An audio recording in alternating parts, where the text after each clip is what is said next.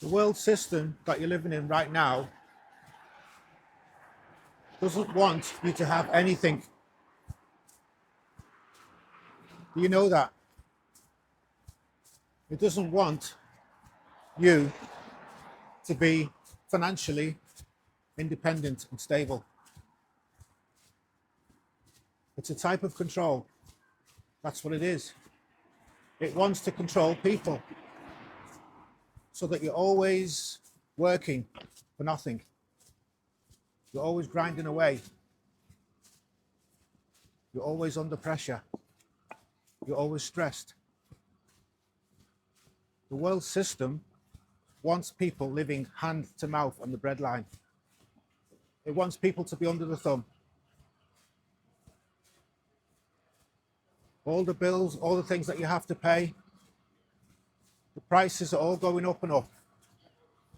But the salary, the wages, are not going up and up. It's been the same. In fact, if you actually work it out, they're going backwards. People was earning 30 and 40 years ago. I was just thinking about this the other day.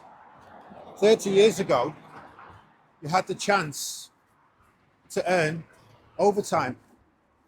But overtime wasn't paid at the same flat rate. It was paid at a higher rate than your basic wage.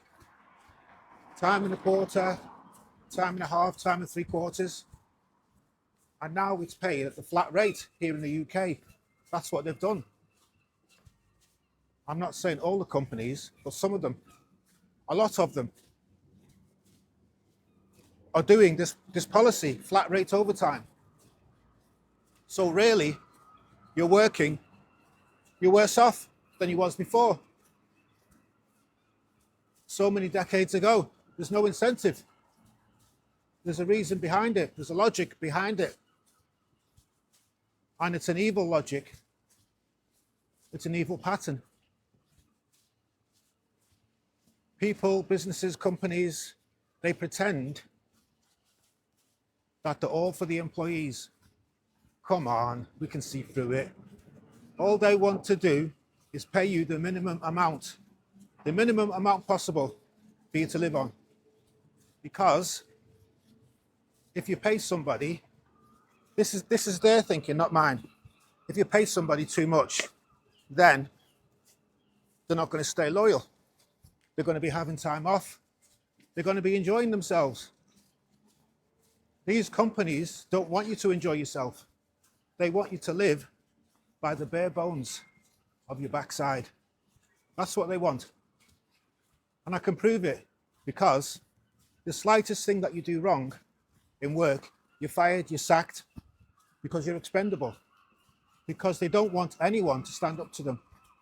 You know? You're just an expendable commodity. Get rid of them. Get the next one. It's like a conveyor belt. They want you to stand there with your begging cap, asking for overtime and a flat rate. They don't want you to have enough to feed yourself on and to feed your family on. Next thing you know, you're going to loan sharks, you're going to money lenders, you're living hand to mouth. From the start of the month to the end of the month, you're paying Peter to pay Paul. You know, you're in all kinds of financial trouble, and it's all evil. And then your credit card bill is sky high, and then the following month, you've got to pay some of it back. So it's immoral. The Bible talks about it. Unfair weights and measures, and paying people a fair wage for a fair day's work, and not deceiving people, and not withholding money that's owed for labor. This is exactly that. Withholding money. They are stealing money. They're not paying a fair wage at all. It's evil. It's an unfair system. And the hard-working person is not rewarded at all. It's very wrong and it's very bad. And something needs to be done about it. But I know it won't. This is the way the world's going, because workers had rights years ago. I'm not talking about communism or socialism, but there was an obligation of businesses and companies to pay people a fair wage. If you go to Japan and places like that, they look after their workers. They give them bonuses, they give them incentives. They have a happy workforce. And it's not the same here. They give them healthcare, they give them all kinds of family passes and incentives, so many things, so many good things. It's not the same in Europe, and it's not the same in the UK, and I don't think it's the same in the US. The reason why I know is because I talk to people, that's how I know. So it's all in favor of the big companies and the big businesses, and you're just a number. You're not even a name, you're a number on a card or on your phone. Everything's on the phone now. It's all digital. It's all on the phone. Just a number, a works number. They're trying to tell you that you're important. Oh, no, you're important. But you're just a number, that's all you are. And the minute you step out of line, you're gone, you're fired, you're sacked. Get the next one. We've moved away. I don't know if the people can see this, or is it just me? I don't know. We've moved away from a fair and decent society to a society that people are expendable. There's no common decency at the highest level, you know? What's happened? I'd love to know. All they think about, it's all about money, profit. Profit before people. It's quite sad, it's very sad. And people just accept it. No wonder people feel depressed and demoralized, because of the system that we're in, because of the unfairness of the system. If you can't make ends meet, if you've got kids, if you've got a family, that's going to cause friction. That's going to cause friction. And it's going to cause problems. If you're not solid, if you're not got a solid marriage, kids want shoes, the kids want things. You want to make sure there's food on the table. But still, people can't even afford to eat properly. They're going hungry. They're in full-time work, but they haven't got enough money. I know there'll be people out there who'll say, oh, they're wasting the money, they're not being careful. But most of them are being sensible. But like I said, we're not paying a fair wage anymore. A decent wage for an honest day's work. That's the problem. I've seen companies that I've worked for recently, they're begging you to do overtime, but they're only paying you at a flat rate. And that's not right. When you do the overtime, next week you check your pay slip, you've not even been paid properly, you know? There's more deductions than anything. So it's unfair and it's cruel and it's nasty, in my opinion. And it's immoral. You know? That's right across the board. We live in a world. When I was growing up, everybody cared about everybody else. I'm talking about the 1960s and the 1970s. It was only 25 or 30 years after the war. So there was still that war mentality of helping each other. But that's just fizzled away.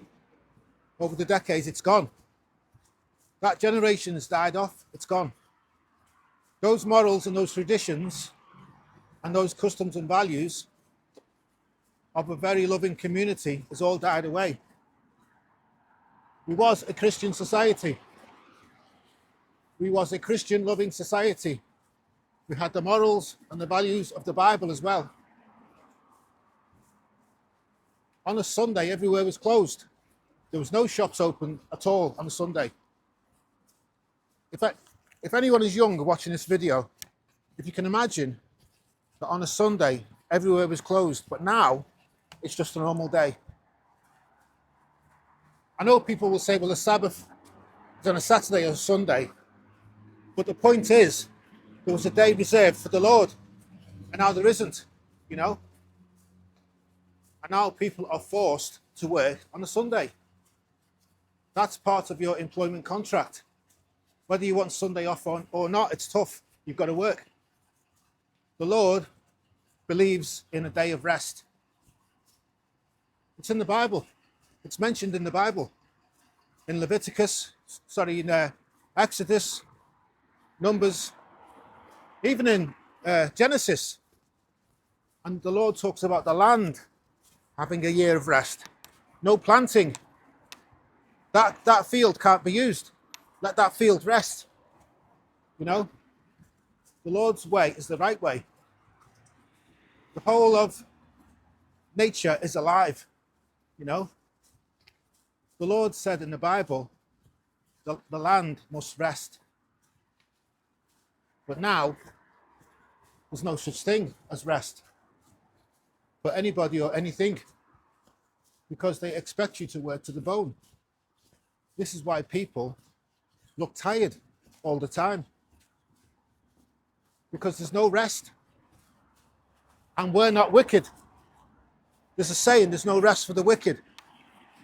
But the majority of hard-working people, not the majority, there's so many people who are honest and good workers, but there's no rest. People can't even afford to buy a house nowadays because the rich have bought up all the properties. The ones who do have money, I'm not against people who's rich, I'm just talking about the system. The young people coming up now, they can't even afford to buy a property because the prices are sky high and the wages are rock bottom. So where do we go from this? What do we do? Is this the way forward? You know? The year is almost 2025. We haven't gone forwards, we've gone backwards. We don't care anymore. So what's happened? It's unfair, it's immoral, it's despicable, it's deceitful, and it's selfish, and it's exploitation. I'm not a communist at all. I just believe in treating people fairly. I don't believe in whipping a horse until it can't do any more work. It doesn't benefit anyone, you know? People do have to work. I'm not saying that people shouldn't work. I'm just saying the system is unfair. We're not rewarded properly. I used to work for a big company years ago in the 1990s. When you worked after 8 p.m, you was entitled to an enhanced rate, time and a quarter. You know, your basic wage plus a quarter. After 10 p.m, it went up again. If you was on a night shift, it was almost time and a half. If you was on a Sunday, it was time and 3/4. And now it's just one flat rate. You're working nights and you're working days and it's the same money. It's crazy. It's not fair at all. It's nonsense. Exploitation.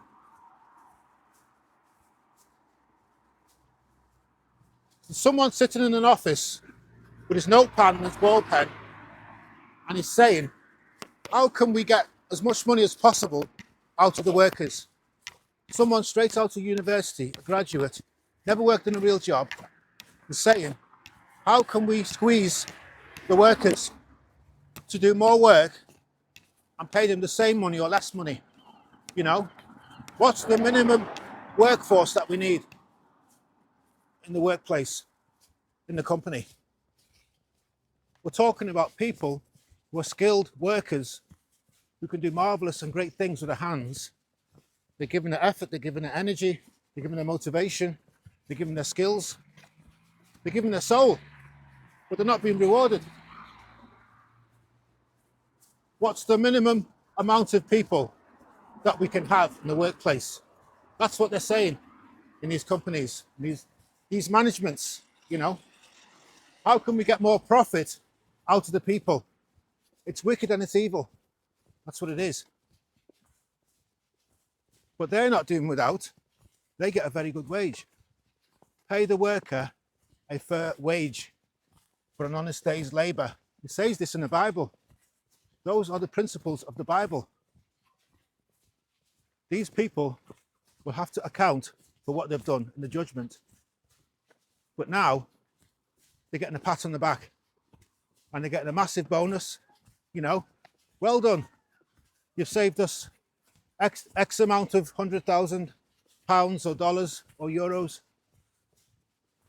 You've done very well. Don't worry about the people you put in hospital. Don't worry about the families that you split up. Don't worry about the kids who's gone hungry. It's okay. As long as the company's making more money year on year, that's all that matters. This is the mentality of people nowadays, and it's sickening. It's despicable. And it's acceptable. And no one complains anymore. It's fine, you know. And I can't see it getting any better, because the mentality of the greedy corporations seems to be winning. Money and profit. It seems to come before anything, before people's welfare. You know what? When you think about the world, the way the world's going, it's not going forwards, it's going backwards. It's more deceitful, more sly, and more greedy. But they pretend to be helping people, but they're not. They give with one hand, but they take away with the other. It's just totally false. It's because people have just become greedy and selfish. All the things that God hates. It's the sign of the times, because we are coming into the last days. Everything's speeding up. Wickedness is speeding up. You know, dark times ahead.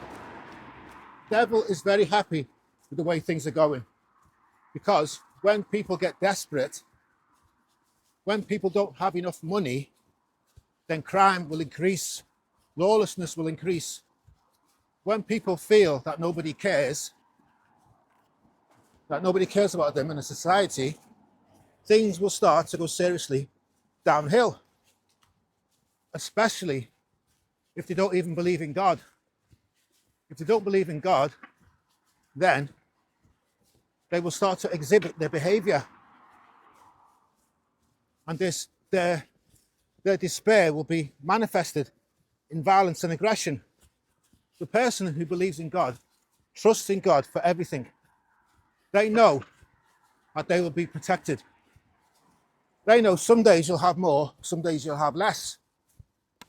You know, that has no bearing on who they are. They won't change their faith because of that, because of money.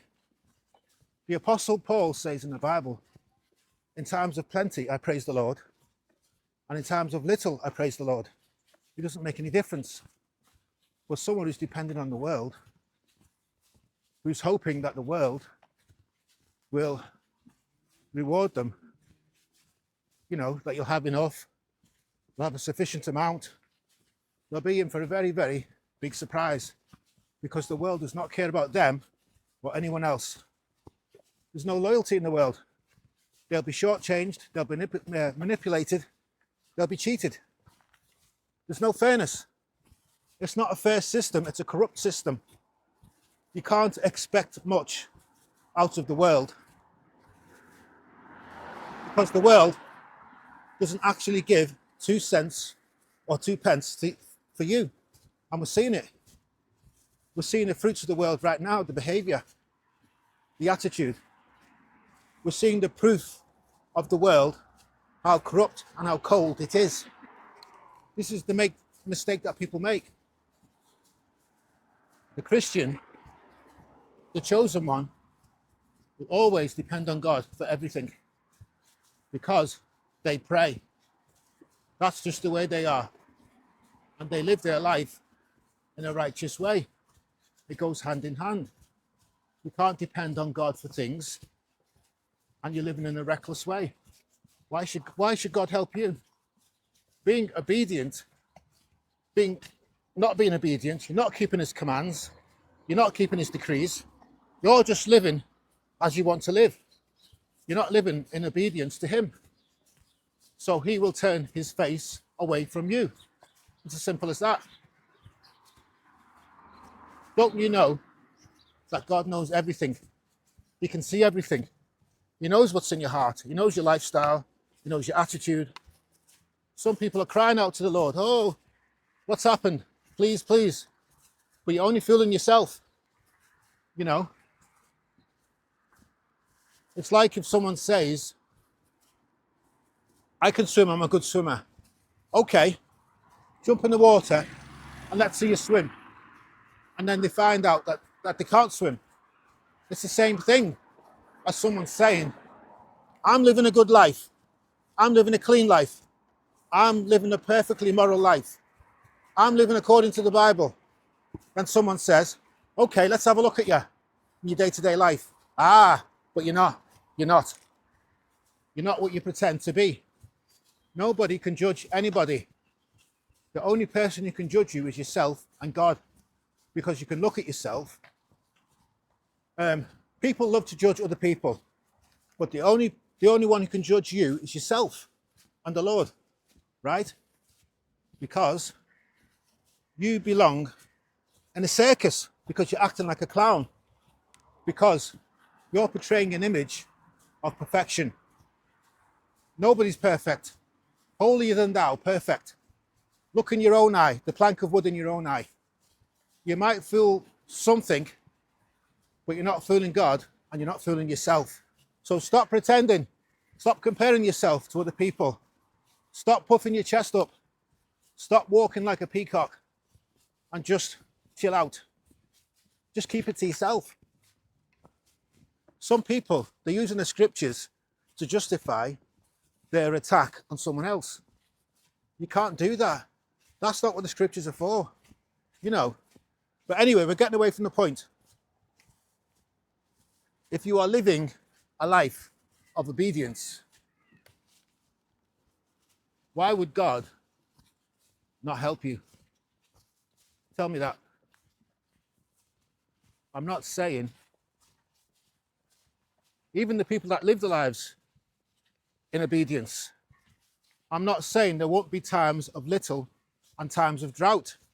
If you look in the Old Testament, especially, you know, there was always times of drought and times of famine, but God provides. At the end of the day, the true Christian will never beg for bread. I've said this so many times. The Bible even says it. But this world, this system that we're living in, it's intensifying in its deceitfulness and its greed and its wickedness. It's out of control. It's very unfair. You know, kids are being born into this world. We know that it's always been a sinful world, but not like this. It's like a spiral.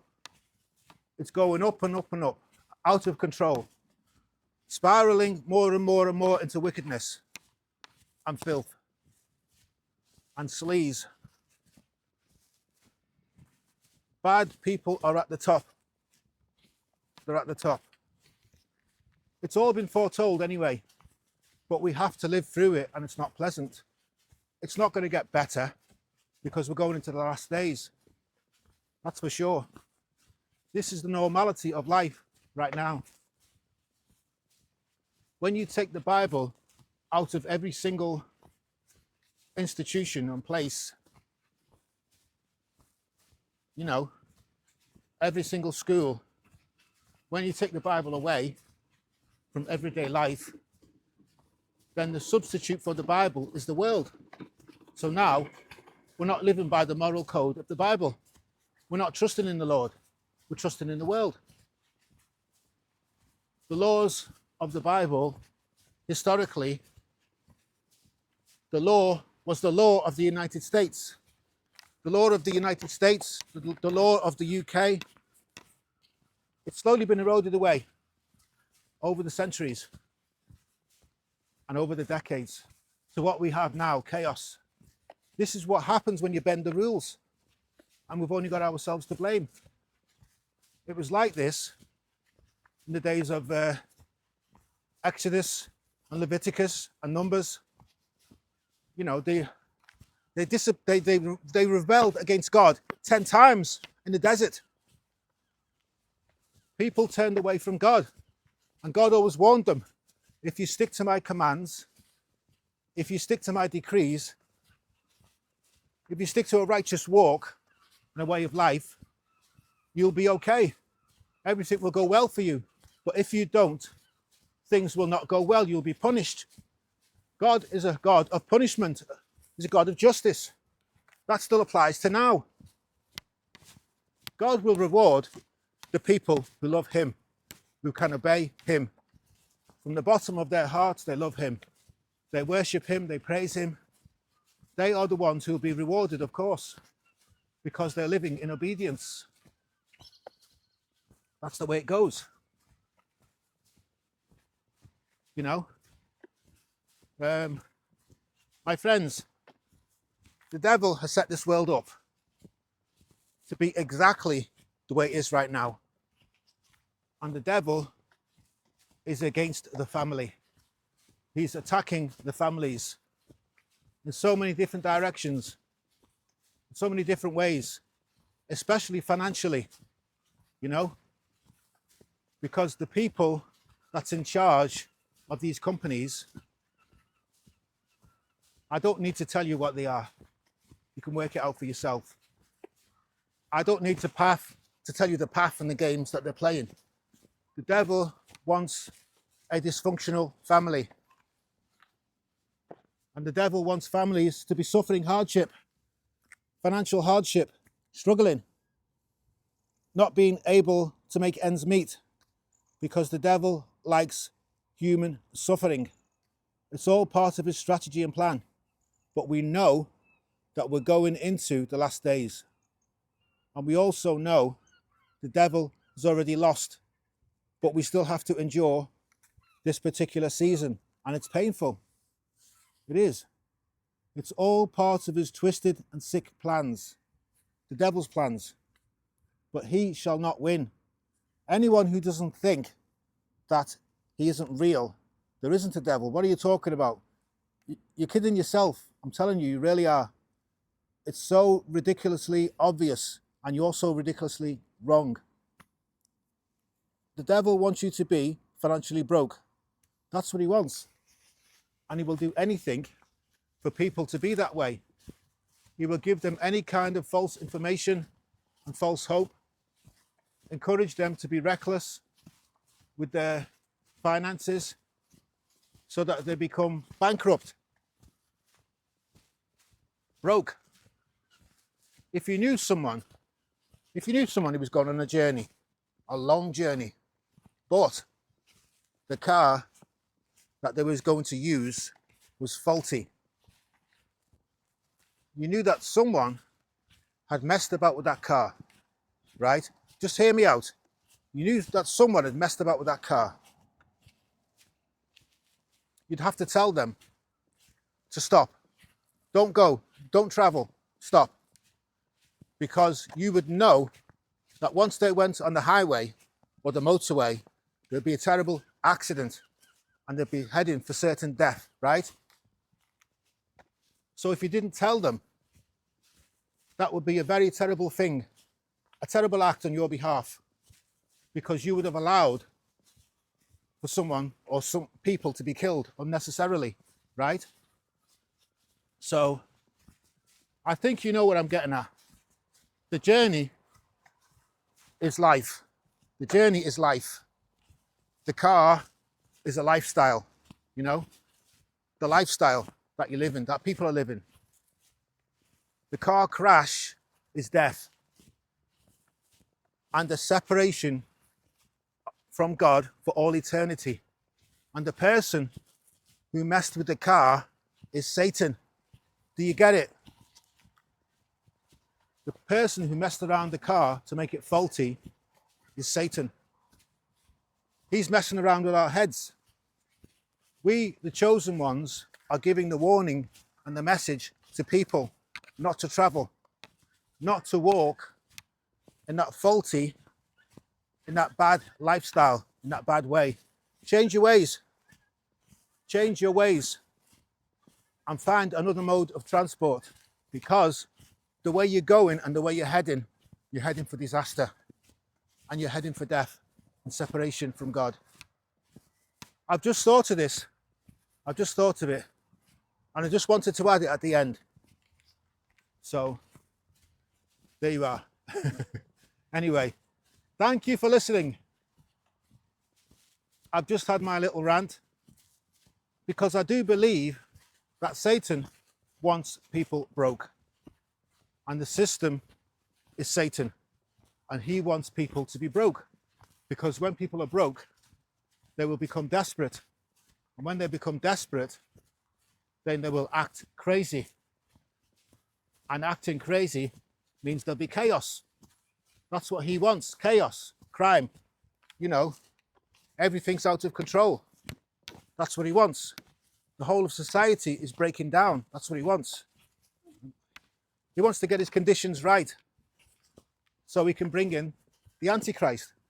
He wants to get his conditions right. Anyway, my friends, I think I've said enough. Thank you so much for listening. I do appreciate you staying with me right to the very end. You're very loyal. You're very uplifted in your comments. And it's a blessing. It really is. It really is. This is part of my life. I'm highly honoured and I'm highly favoured. I love to send messages. This is my life. Morning. Hi, morning. This is. People always say, "Don't you ever stop? Don't you ever stop?" I'm not going to stop. The only way I'll stop is if I'm in a casket, if I'm in a coffin, and they'll have to nail it shut. I tell you what, though. Whenever I do go, I know where I'm going, so it's a win-win. Like the Apostle Paul said, if I win, it's gain. If I die, it's gain. I think that's what he said. Basically, he was saying he was ready to see the Lord, but he knew that he had a duty. I'm the same as him, and there's so many people in the comments the same as well. But we keep going. We keep going until the end. Thank you so much. Peace and blessings to you. Shalom. Have a great day.